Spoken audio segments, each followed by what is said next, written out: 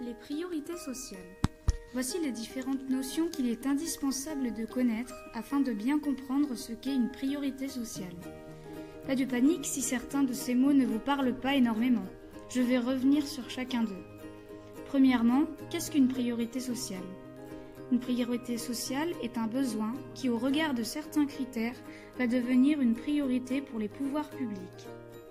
Une priorité sociale est un besoin social reconnu par les pouvoirs publics et la population.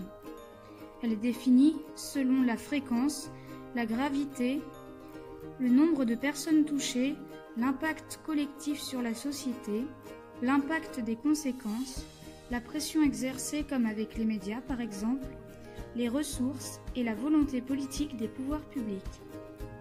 Le bien-être social est un état nécessaire destiné à un collectif d'individus connus et reconnus par les pouvoirs publics, les collectivités, et disposé à faire de ce besoin une légitimité autorisant sa satisfaction pour favoriser la cohésion sociale et accéder aux droits fondamentaux.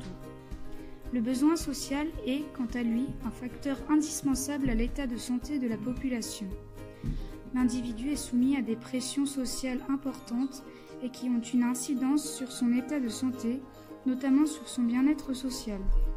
Afin de répondre aux besoins sociaux, il est indispensable de réaliser une analyse des besoins sociaux, c'est-à-dire un diagnostic sociodémographique sur un territoire pour améliorer les besoins sociaux de la population par les centres communaux d'action sociale tous les ans depuis 1995.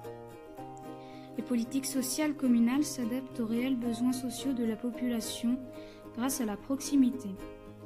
L'analyse des besoins sociaux est basée sur une démarche chronologique. Un territoire est un espace délimité par des frontières fictives ou non, occupé par des humains le plus souvent, avec une autorité administrative comme par exemple un maire, un préfet. Il doit être cohérent géographiquement. Chaque territoire a des besoins sociaux spécifiques qui vont évoluer dans le temps. C'est une construction dynamique. Chaque territoire doit faire une analyse des besoins sociaux. Il est nécessaire de faire une territorialisation. C'est le fait de mettre en place des politiques sociales sur un territoire distinct.